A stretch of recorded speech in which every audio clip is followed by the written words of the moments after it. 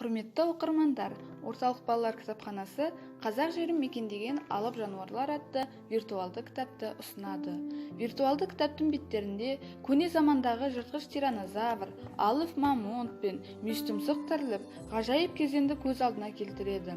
Уақыт бойынша саяхат жаса және тарихтан бұрынғы жануарлармен фотосуретке түс. Жанында тарихта аты қалған динозавр серуендеп жүргенін тамашала.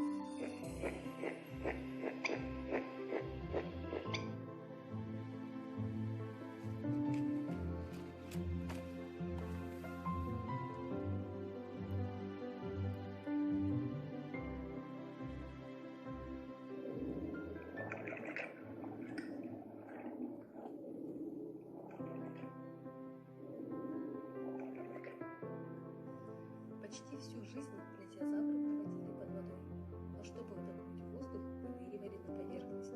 В такой момент им даже удавалось схватить зубами добычу, пролетающую рядом птицу, где питались плезиозавры в основном рыбой.